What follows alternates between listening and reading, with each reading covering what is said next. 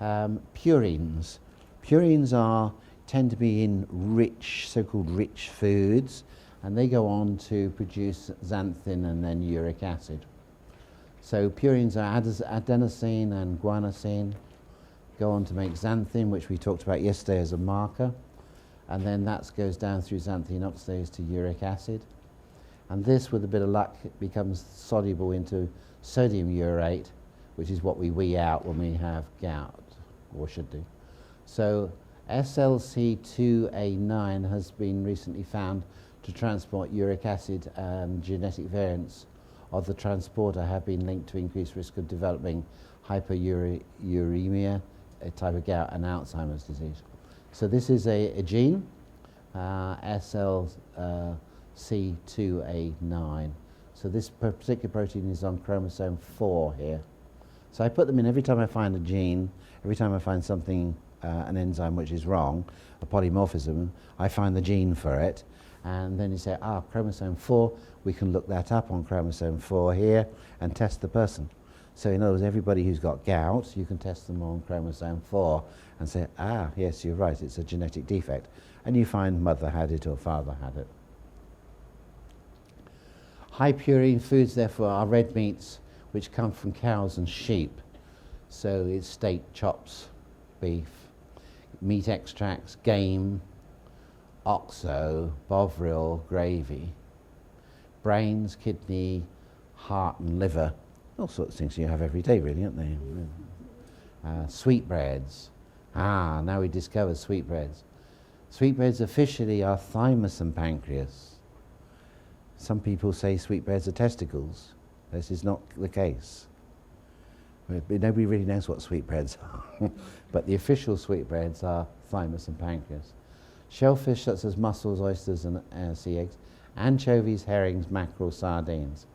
And alcohol, especially beers, wines, and traditionally, of course, it would be fortified wines like port and sherry and things. So, a standard diet for some people, high purine foods. Now, phenols. Phenols are a mixture of different food compounds. Mainly, these include salicylates, histamine foods, and glutamates. These are all phenolic compounds. They're present naturally in certain foods and also found in food preservers. So most of these are naturally occurring chemicals. So salicylates we'll see are in a lot of cold and flu remedies. Aspirin, of course, is one of the compounds from salicylic acid. Some antacids, drugs used for anti-inflammatory, bowel disease, etc. A lot of complementary and alternative medicines, something like a white willow bark and things is all salicylates. And then you'll see you've got different foods here. The main ones we found which really are sensitive is peppermint. And peppermint is in a lot of things, but the most common thing is toothpaste. And it's surprising with how many people are actually sensitive, and of course they end up sublingually absorbing it in the mouth or swallowing a bit of it. And also how many people eat peppermints on a regular basis. And when you try and challenge them that there's something that they're eating or drinking that's having a detrimental effect on their health, and it doesn't come up as a food or a drink. And you try everything and you can't come to terms with what on earth it is. Because a sweetie is not a food or a drink. It's a sort of both, isn't it, in a sense? It's something you eat here, but you swallow it as a liquid and that. But peppermint with people, and then you think, it's salicylates. So salicylates can go on to cause all sorts of problems, especially asthma and eczema type problems. And of course it's in teething gels. So if you rub teething on children when they've got teething problems and you rub it on there, you're actually rubbing an anaesthetic, an analgesic on, which is aspirin usually. And you probably set that person up for life to have a salicylate problem. This happened to you, didn't it? You had a reaction to aspirin as how old were you when you had that? 26. 26. Jill, well, you tell them you had a severe reaction to aspirin. I did. I took aspirin because I was recommended by a nurse at the place where I worked. She said, go home and take 2 aspirin 4 times a day. So I'd never taken it before. I thought, well, I better do as she said. So I took all this aspirin. My face started to swell up, and all over my body, just complete huge hives. So I had to go to hospital for an injection in my bottom, and then I got over it. So never again will I take aspirin. No, but what we have found is that you've been very sensitive to salicylate foods, and now, you know, peppermint, because one of the things you used to like, because she said coffee's no good for me, was peppermint tea. She was having peppermint tea all the time, and of course little did she realise the peppermint tea was causing problems, and toothpaste. And trying to find a toothpaste which doesn't have peppermint in is quite interesting, isn't it? Because most of them are pretty bad. You know, the peppermint is a wonderful thing with toothpaste. You know, it hides all sorts of other tastes. So it's quite difficult to actually avoid that. You'll see there's other things like oil of wintergreen, and then there's the standard sort of broccolis and things. And we found that smoked foods tends to have it, doesn't it? You know, smoked salmon and things. You know, it's all to do with levels. You know, it doesn't mean that a person can't have these, but it's to do with the levels of what it is that's high for them. So they may be able to have apple cider vinegar, but can't have smoked salmon, you know. So what I do is I go through the foods with the person and say, you tell me which ones you have. So we found that ordinary tea, but fruit teas are okay, but not peppermint tea. Okay, so you go through. Do you drink coffee? No. Do you eat almonds, dried herbs? Dried herbs and spices, interesting, are very high, but fresh ones are not. So I don't know what it is. Does it the drying concentrate them, or does it actually make the salicylate out of something? I don't know. But so you have to go through each of these and say, and then muscle test which ones they have and whether they're tolerant to them. But most of these are in the food and lectin kits. So it can go on to cause brain issues, eczemas, asthmas. General detoxification is by glutathione. So again, we'd be looking here at vitamin C and sulfur foods, taurine, NAC. So if glutathione comes up, NAC is usually the best treatment. Interestingly, very rarely does glutathione actually come up as a remedy. Very rare. Because although glutathione is the main detoxifier of so many things, it's not the thing that the person needs. They need something higher up the chain of making it in order to get the glutathione made. Taking the glutathione doesn't actually solve the issue. So they found that with a lot of conditions where they inject glutathione in, they get great progress with Parkinson's and other conditions. But as soon as you stop injecting it in, all the symptoms come back. What the body's indicating is, you tell me how to make glutathione. Go upstream to cysteine and the other compounds which help to make. And it's the same with SAM. It's quite rare that a person actually strengthens and needs SAM. Usually they need the B12 or the folates to help them make the SAM. But we did have a case yesterday, didn't we, with somebody needed SAM, and you know, so we give it in that case. Histamine, well, we're all familiar with histamine.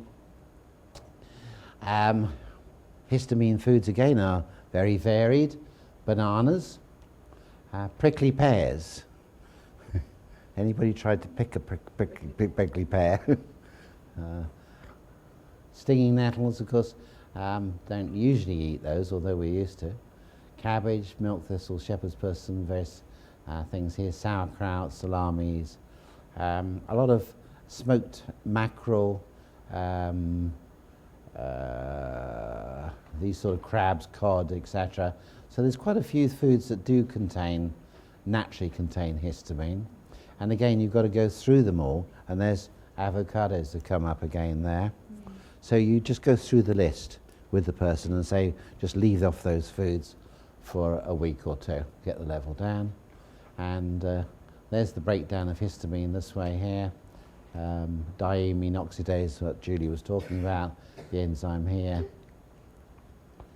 So histamine conditions obviously high, allergies and chronic infections, detoxification by this process. Going back to there, you see the hair asparaginase plus. The hair asparaginase plus means it's got asparagine, which is a bioflavonoid from grapefruit pith, and bromelain from pineapples in it. Glutamate, well, glutamate is an excitatory neurotransmitter. It's an amino acid, but it's an excitatory one, and it's present naturally in a number of foods and food additives. But celery is one of the biggest ones.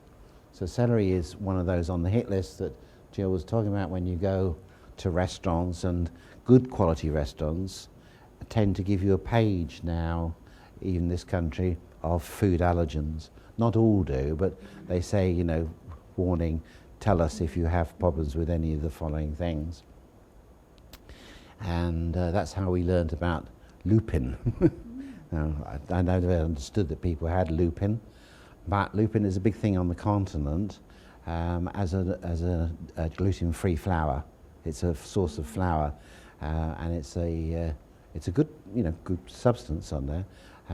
But it's also got a lot of people are allergic to it, and we discovered this with horses, that it's on the hit list that you cannot give racehorses lupin extracts. And lupin is a rich source of particularly of valine, isoleucine, and leucine, the branched chain amino acids, so it's very good for vegetarians who need to have those branched chain amino acids. But with racehorses, because so many people and animals are allergic to lupin, you get an adrenaline response. You know, the reaction to an allergy to us is adrenaline. That's why you give adrenaline if a person goes into asthma and things. And of course, if you give it to a horse and it's allergic to it, it gets adrenaline, and it will run faster than you can imagine.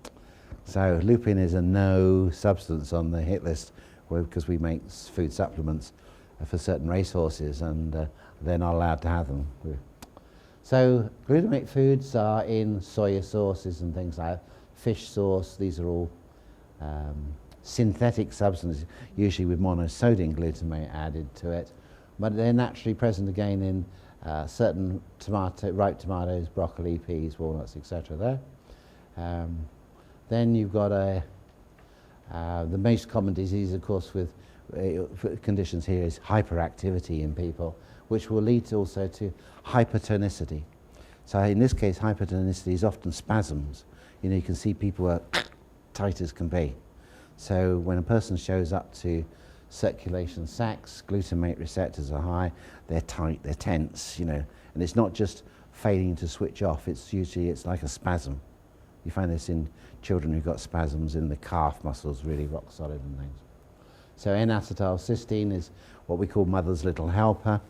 So that's when children get below their tops because they've had too much monosodium glutamate or aspartame.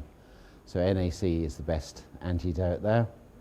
And there's a whole list here of the different common sort of foods that contain MSG, and it's quite extensive really, isn't it? Oxalates, these are things from oxalic acid, salts of oxalic acid. Everything to do with this is to do with, as I said, your tubes. So oxalates can be made from the breakdown of hydroxyproline, which is the substance made, which goes on to make collagen. So as we see here, this goes on to make glyoxylate glycerate, which will then go on to make glycine. And to do this, it needs B6, or more important, it's pyridoxal 5-phosphate, this pathway here. So to get rid of this and metabolize this pathway here, we need pyridoxal 5-phosphate to make glycine. A failure to have enough pyridoxal 5-phosphate will shunt this down into making oxalic acid or oxalates. And if we increase that from oxalates in the diet, increase it if you drink antifreeze, which you won't normally do, except Austrian wine, wasn't it, of about 20 years or so ago. But interestingly, vitamin C breaks down here. So people who take a high dose of vitamin C when they don't really need it actually increase the amount of oxalic acid in there. And also it's stimulated by aspergillus, which is a fungus. So there's a number of possibly yeasts coming in here and so on, which increase the likelihood of oxalic acid. And so this can lead to stones in the kidneys. This is the first thing, and most important, or more commonly than that, would be interstitial cystitis, when mainly women get irritable bladders, and they're like an acute attack of cystitis, but there's no infection in there. They keep having urine tests and they don't find a bug in there, and then they find finally that it's oxalic acid or sodium oxalate which is causing this. So it's a great irritor of the bladder and the sphincters down there and the tubes. Of course, if you've ever had past a kidney stone, it is very painful.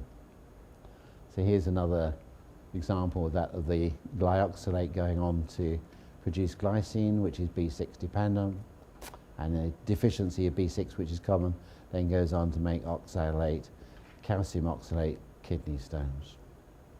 So very high avocados again here. So we're looking forward to a lot more oxalate stones with people because of the move towards having more avocados. But you see mainly they're fruits, a lot of fruits in there. But the big boys really are cabbage and spinach and rhubarb, things like that which you associate with oxalates.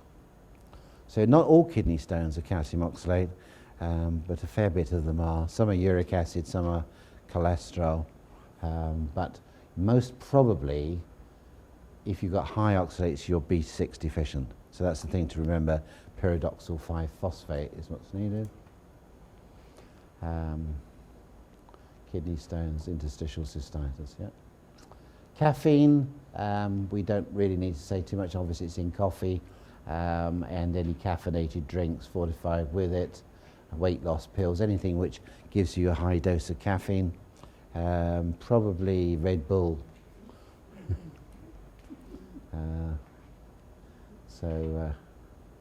Yeah, any of these ones are high enough.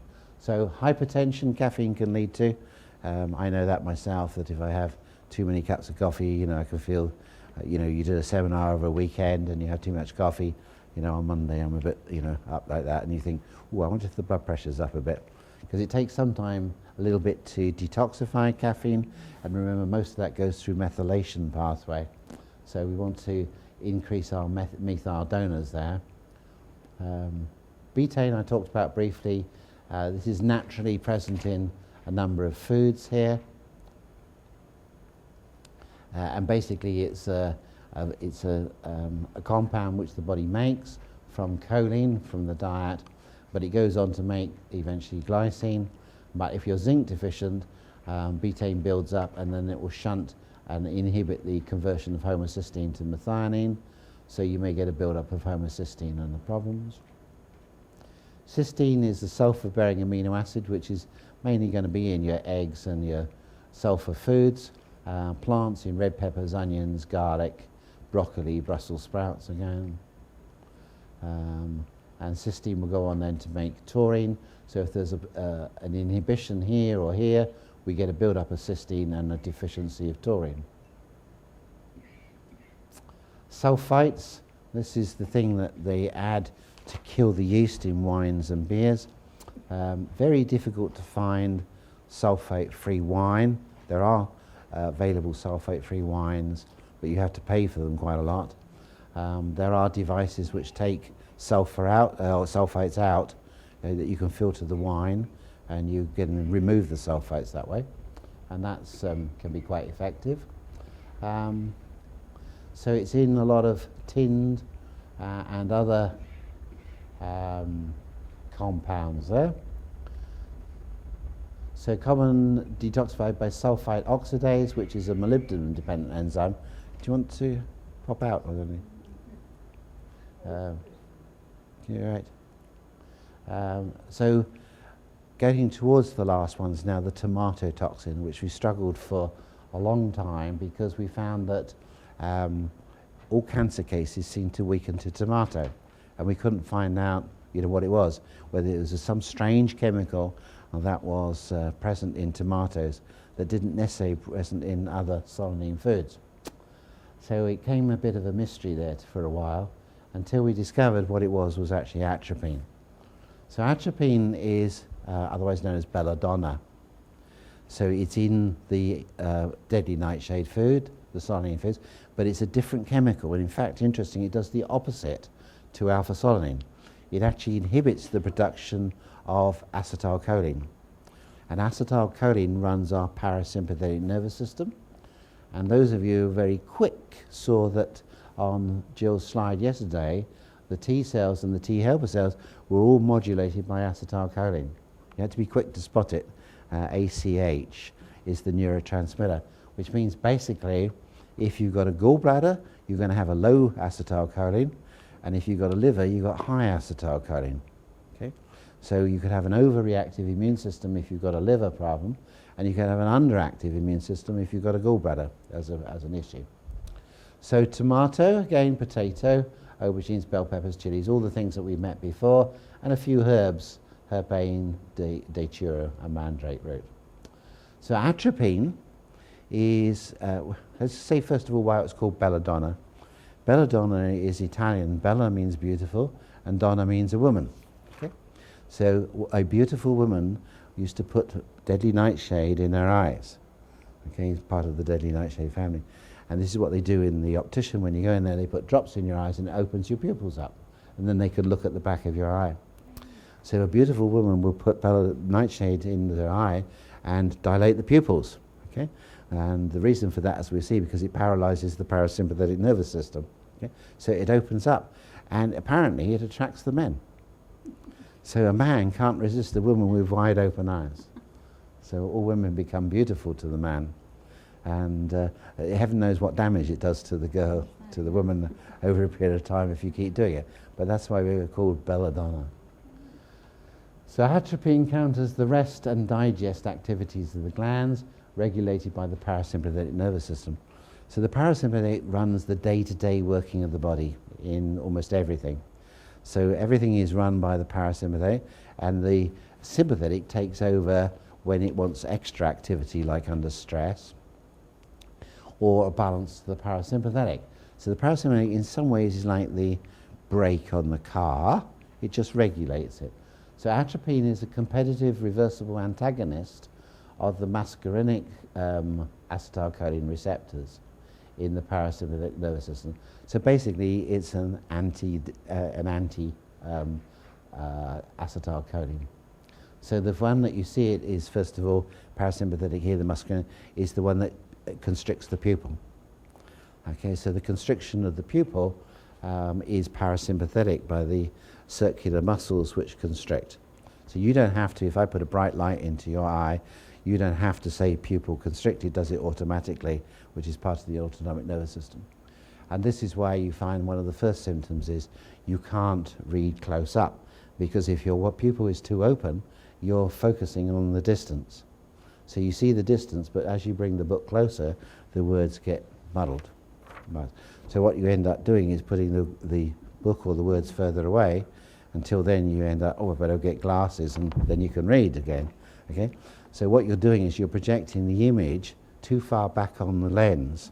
So what you do is you take the object further and further away to bring the image further forward on there.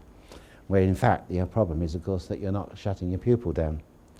So what makes that occur is usually the light receptors in the rods at the back of the eye. So you find that most of us, when you get to a certain sort of time of life, you start to think, ooh, should I go and start to wear glasses? You become far-sighted and you can't see close up. But if you take the words outside, you can see perfectly well. In other words, when the light is greater, when you have a bright light, the pupil constricts. So you're picking up the receptors in the rods there, and your pupillary light reflex then constricts, and then you can read all right. Okay? So it's nothing to do with the crystallization of the lens, which is what opticians tell you. Otherwise, it wouldn't change with the bright light. So all you need is a greater amount of light, and to have decent light at home, because so many of us work not natural light. Most of us spend all day at home and never go out. We may spend 5 days of the week, indoors, and now the darker evenings and mornings are coming, you just don't get any natural light and the broad spectrum light, because the artificial light doesn't do quite the same thing with it as far as the pupil constriction. So what we find is that as long as the light is good, you can read. Now I've noticed my biggest difficulty is menus in restaurants when the light isn't that good. So I'll go and sit by the window or by the bright light, and Jill will say, "Oh, you can go somewhere more romantic under the candles." I said, "But I can't read the menu." Okay, so when I used to talk to Dr. Goodhart about this some 15 or so years ago, he said, oh, you're getting to that stage with the long arm syndrome, eh? So I said, well, you don't wear glasses. How do you do that? And he said, I got the secret, and the secret, he whipped this out, is a little pen torch. And he got this pen torch out of his pocket, and he ties the pen torch. He said, when you're in the restaurant, you just get your torch out, you see, like that. And I thought, oh, that's a nifty sort of idea. But it's not the sort of thing you go in with a full-blown big torch down there. But there are some quite simple ones. This one, we stock a few of these, but you can get them off Amazon. This is good because it's got three. It's got a laser, which is very good for therapy when we look at using light therapy and things. And then if you press it again, it's got a UV. And that UV is actually 380. It's a multiple UV, but it's got 380 in it, which is what Pop found helped heal skin lesions and things. But better still, it's used for reading banknotes to see the watermark on them. So when you get a £50 note, or the 20s have it in now, and I think the 10, or maybe it's got a watermark, and you can only see that watermark with an ultraviolet light. Okay, so it's great for that. And then the third press thing is a torch. Great, really these. Have we got any of those left? Back at the office? Yeah. Okay, so we have got a few there. So if you're interested, they're great. So you can do light therapy with them, with the laser, and you can do ultraviolet therapy and read the menu. Have you noticed how the bill, when they put the bill, is always in on a grey piece of paper, off-white piece of paper, with greyish writing? It's never black and white, is it? It's never clear. So 3s and 8s become a bit difficult to actually see in dark light. So good investment there. Okay, so we make acetylcholine from choline and from acetyl-CoA. We're from the Krebs cycle here. But what we find here is the conversion of pyruvate to acetyl-CoA requires thiamine. And in this case, it's thiamine triphosphate, which is the coenzyme, which stimulates that conversion, and that's what atropine inhibits. So when you have a high level of atropine, you basically inhibit the production ultimately of acetylcholine. So what will happen is you then get dilation of your pupils, but you also get all the vagus nerve and the glossopharyngeal nerves and so on will all become inhibited because they're all parasympathetic nerves. So you will find this person will have the gallbladder meridian as their prime problem. There'll be detox again, mainly again methylation is the one. Lemon balm can be good again, black walnut tincture.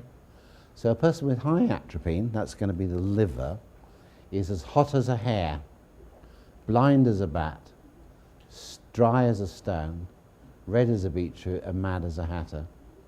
These associations reflect the specific changes of warm, dry skin from decreasing sweating, blurred vision, decreased sweating, lacrimation, vasodilation, and central nervous system effects on the muscarinic receptors. Interestingly, nicotinic receptors, which is basically the neuromuscular junction in the memory, is inhibited by curare, which is naturally present in mushrooms. It's a bit of a disappointment, isn't it? So maybe mushrooms inhibit the memory a little bit with people. So I think this is our last one of this group, is malondialdehyde, which is basically we're going to come on to is rancid fats. So aldehyde is an aldehyde like acetaldehyde or formaldehyde, and it's primarily from rancid fats. And this affects probably 50% of our population and therefore 50% of us. And the major cause of this is olive oil. 90% of olive oil that we've tested is rancid. And 90% of people, when you say what oil do you use, they use olive oil and they think they're good. Oh, I always use olive oil. And 90% of the time it's rancid. Okay, why is it rancid? Because it's 1 to 2 years old. And that's the way olive oil is. They pick it in September, October, November time when the olives are ready. But, you know, certainly we found in Italy they don't use it for the first year because they let it mature like a wine, because then its flavours increase. But its flavours increase because it became more rancid. Okay? Now, if it's exposed to air, light or heat, it'll go rancid quicker. So if you just put them in big vats and it's open to the air and the heat, of course, at that time of the year, it'll increase the rancidity of it. The age of it, the longer it's exposed to light, heat and air, the quicker it goes rancid. So all seed oils naturally contain vitamin E. So our tocopherols are naturally present in oil, anything that's oily, to stop it from going rancid. But directly the amount of rancidity increases and the E is being used up, that's when the oil will go rancid permanently. And it's irreversible then. If you put the E in at the beginning with a fresh oil, it'll last much longer because you're extending the shelf life with it, if you like. But once you put the E in after it's going rancid, it doesn't reverse the rancidity, unfortunately. You can't change a rancid oil back again because it's already changed. So it all depends upon the amount of vitamin E. And again, that's important. Maybe one of the reasons why some olive trees are naturally higher in vitamin E, or the olive oil is higher in vitamin E than other ones. Again, what we found is this particular company here, which is fairly international, do a very good organic cold-pressed olive oil. This one muscle tests very well, and it principally, interestingly, comes from Calabria. And this one, organic cold-pressed rapeseed oil, is pretty good for cooking. It seems to be stable. It's pretty good, but you'll notice it's organic and cold-pressed. So flaxseed, a lot of flaxseed is rancid unless you're very, very careful with it. You know, with flaxseed, what we do is we buy it and it's tinned in with nitrogen, so there's no air. And then what we do is we bottle it and then we put nitrogen into the top of the bottle so it protects it from oxidation. Because flaxseed will go rancid very, very quickly, 1 to 2 weeks. As I say, most olive oil, unless you use and test it. Rapeseed, practically use all. Rapeseed is rancid, it's a cheap oil, it's in everything, isn't it? Hummus, taras malata, all those sort of dishes that you tell out. It's in so many tin foods which have got oil and so on in, and it's rancid and it's bad oil. But if you get cold pressed organic, this one is very good. Sunflower, corn, ground nuts, safflowers. So anything which is packaged, bottled or processed has usually got oil, and the oil is good chance it's rancid. Mayonnaise. Mayonnaise is practically all oil. If you make mayonnaise, make it yourself. It's easy to make. And if you make your own mayonnaise, you'll never go back to rubbishy mayonnaise because it just is so bad, the oils in mayonnaise. So hummus, sardines, unless they're in brine, and anchovies, the same thing, because these they tend to put into oil to preserve them. Okay? And use only organic butter. One of the things I was guilty of is to put my half pound of butter out, and then Jill would come around and say, "Oh, you still got that butter." 2 months afterwards, because I don't eat that much butter, but it was still in the butter dish, it was slowly making its way down, but it got darker yellow as time went on. Now we learn you cut off the amount of butter you're going to use for the next couple of days only. All right. So if you don't eat my butter, cut an inch off of it and put that in your butter dish and keep the rest in the fridge. So don't just put out the whole load of butter unless you go through half a pound of butter every couple of days. So small amount, otherwise you are again getting a good rancid input. So oils are big problems. Rancid oils stimulate the production of prostaglandins 2, which is the pro-inflammatory prostaglandins. So it clogs your arteries up. This is more important than anything else as far as clogging the arteries up. And it stimulates thickening of the blood, so the blood doesn't flow so well.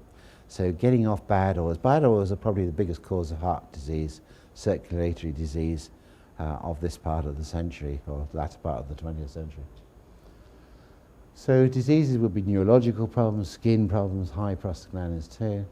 So we detoxify by sulfur, aldehyde dehydrogenase, because it's malonaldehyde that we're trying to get rid of, aldehyde oxidase, glutathione. So there we see aldehyde oxidase, which is an NAD, B2, B3 enzyme, molybdenum, and aldehyde dehydrogenase, which is B3 and magnesium.